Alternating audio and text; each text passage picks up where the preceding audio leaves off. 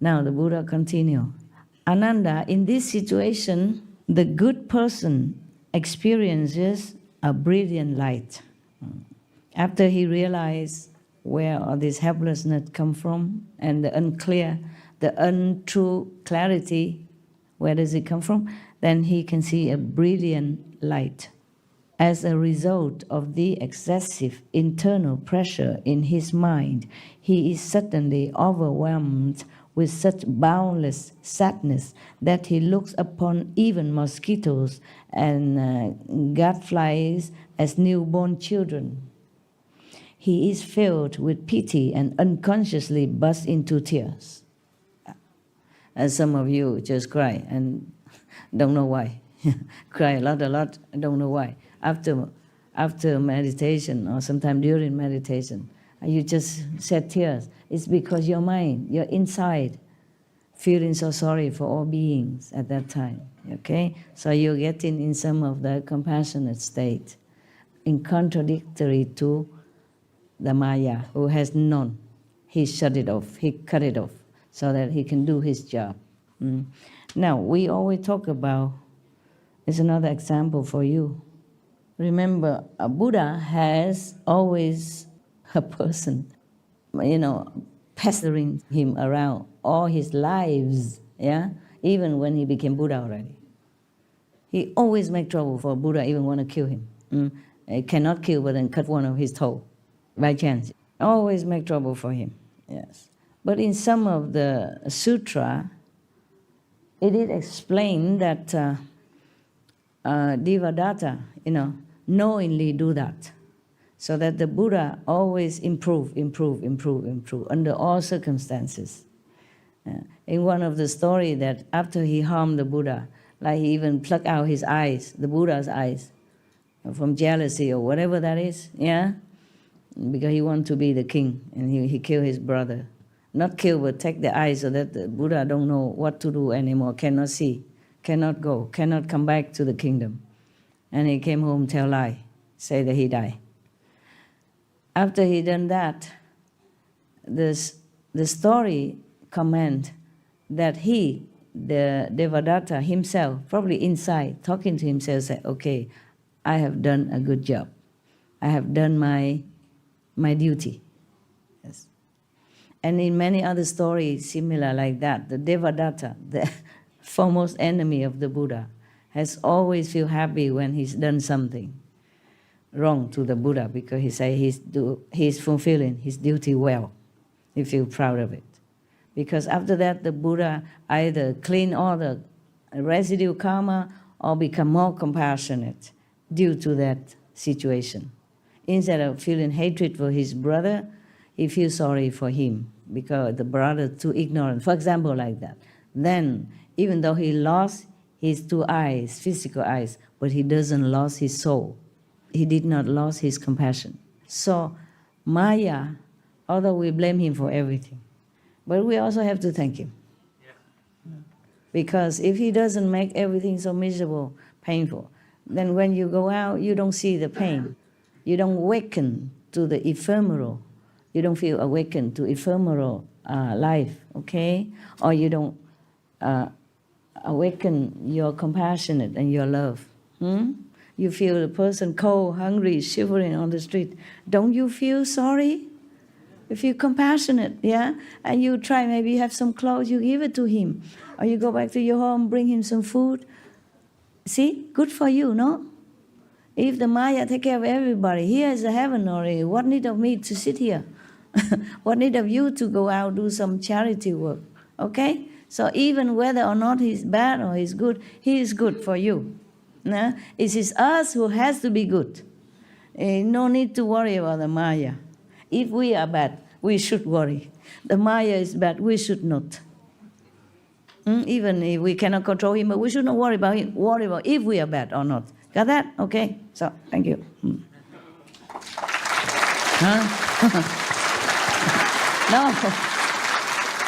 It is true, no? So everyone in this world or the next, bad or good, are for our sake, actually. Yeah. In English, they even say, I was because you are.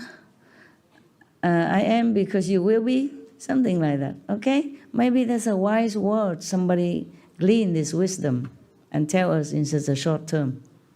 So actually, we, you, I, we are connected. We all help each other in some way, bad or good, so that we can improve, progress in our evolution, spiritual evolution.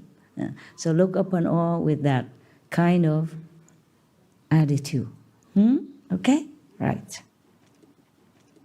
Yeah, I told you before a story about a guy. Whenever he see a drunken person outside, he changed. He become a better person. That drunken and poor beggar outside always sit there where that person passing by. He sit there to help that guy, to remember, to remind him something that he doesn't even realize, but he improved. Yeah? At least he will not become drunken. Because he know, look at a guy who drinks a lot and become a beggar, sitting on the street in the cold weather, has no home, no love, nothing. See what I'm saying? Bad example is for you not to do it. Good example is for you to emulate. Then it's all good. It's all good. Everything good under the sun. Just be good. Then everything's good. Then you can see things more clear, more clearer, and you can understand a situation are not there for us actually to hate, to complain, even though sometimes I say, oh, I hate that Safa, but I don't mean that. You understand what I'm saying? Yeah, that's the way we say things in this world. Actually, I should not say that. It's just habit, you know. I learned it from you guys. Yeah, when I was born, I never say such thing, was I? Yeah.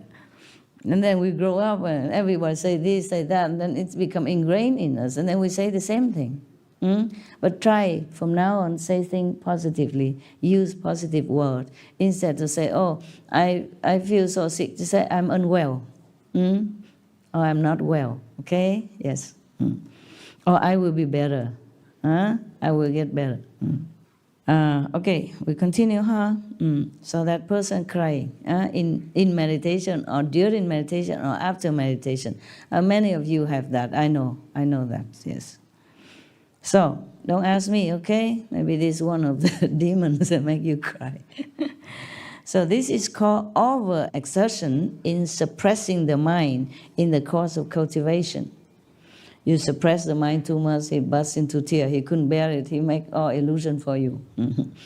If he understands, then there is no error, no problem, nothing bad. Yeah. But this experience does not indicate sagehood. If he realizes that and remains unconfused, then after a time, this situation will disappear. Yeah, no more crying, maybe laughing from ear to ear. Don't know. But if he consider himself a sage, then a demon of sadness. Now, you know the name of the first demon, okay? There are more to come. Depends on what kind of stage you are in and what kind of realization you have for your own stage and not mistaken for sagehood. This is the first stage, when you're sad and you cry and you feel sorry for every little mosquitoes and ants that you remember. Feeling sorry for beings doesn't mean you have to overwhelm yourself with sorrow, okay? Yes. You feel sorry, but you're stationed in your mind, knowing that karma, word, maya, okay?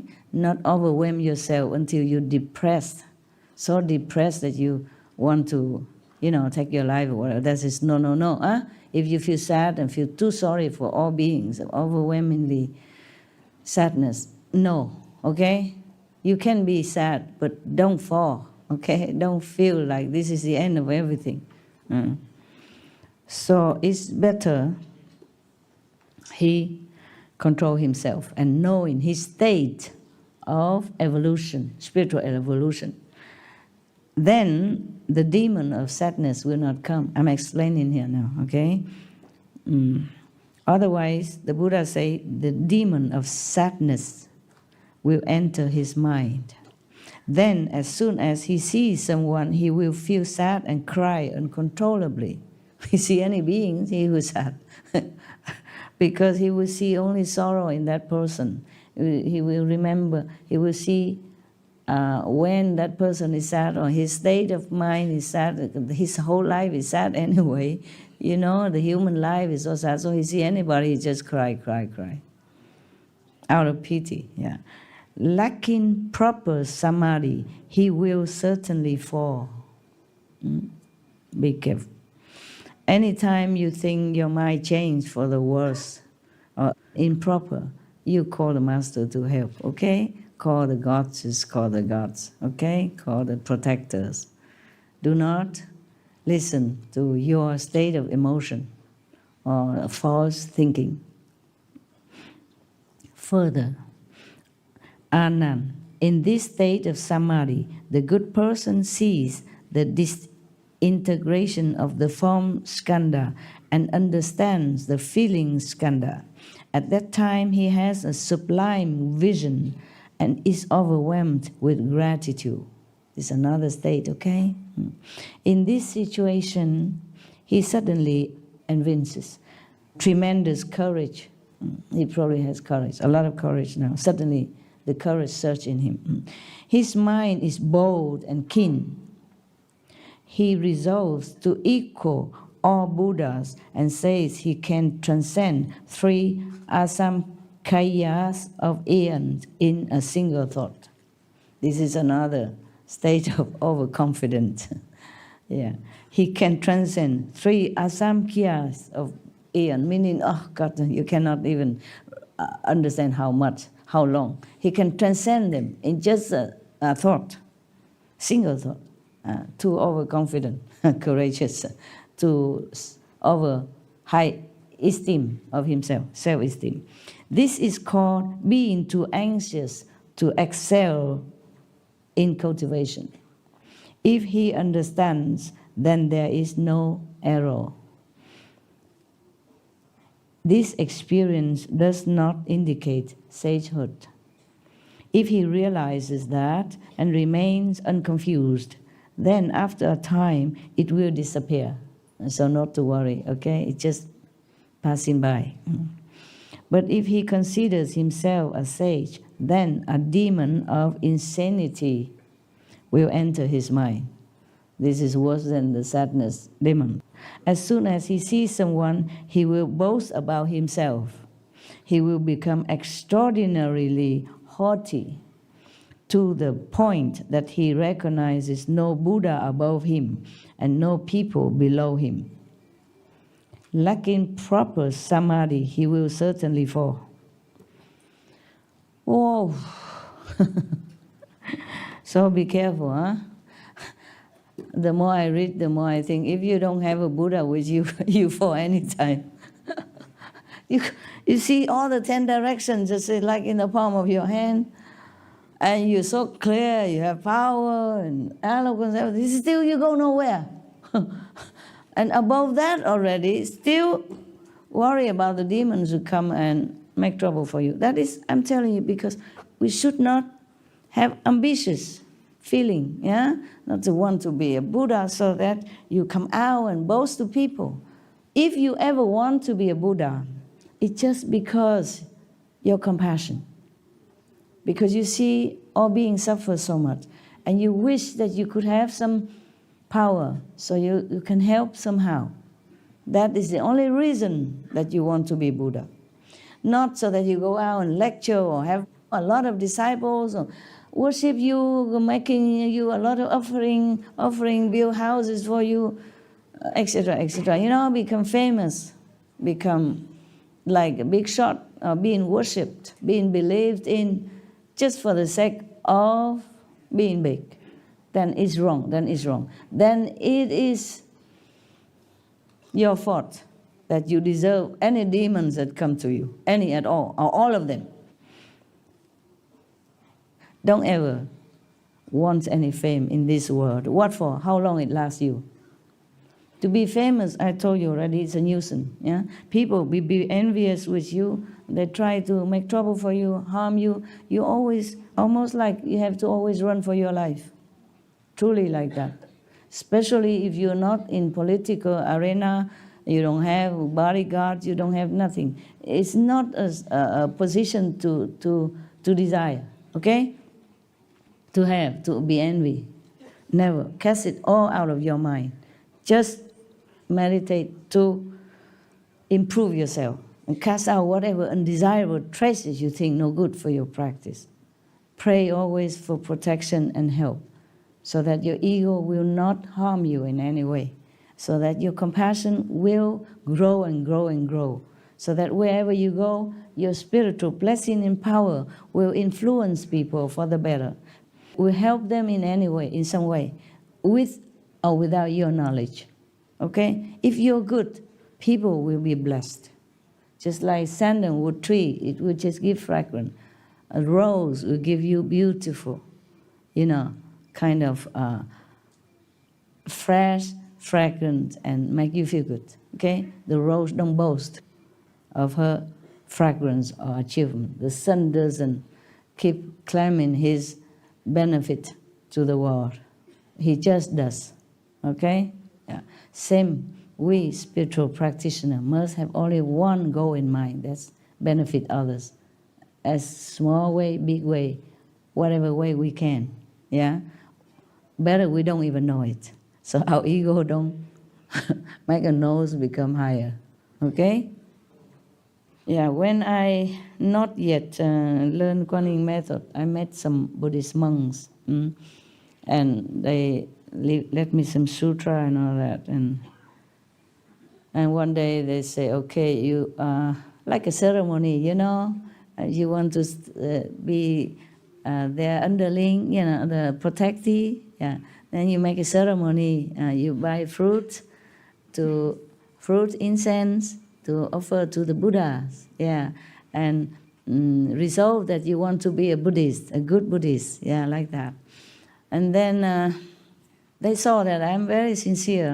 So they say, okay, we burn the whole bunch of incense. About, I don't know, big bunch. I don't know, 30, 50, the whole pack of incense. We put it in the incense holder, yeah? And it burned. And then the monks and the nuns told me, now if you wish something, then you can tell the Buddha inside you, now, in this ceremony.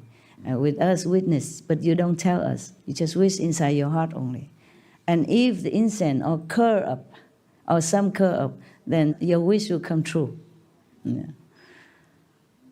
All the incense curl, all of them, and don't fall down, because normally incense very long, Some of them bound to fall down, some ash. No, none of them.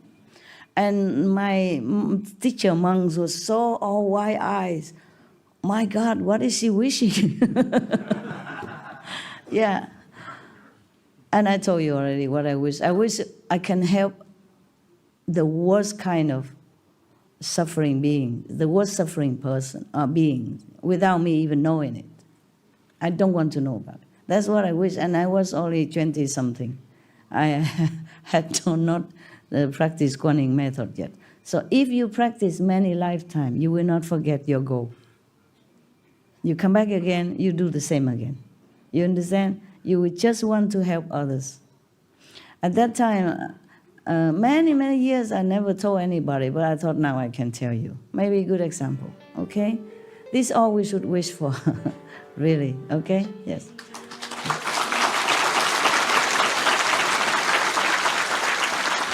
Because my wish really come true. So I'm happy to tell you that if you really wish like that, it will come true.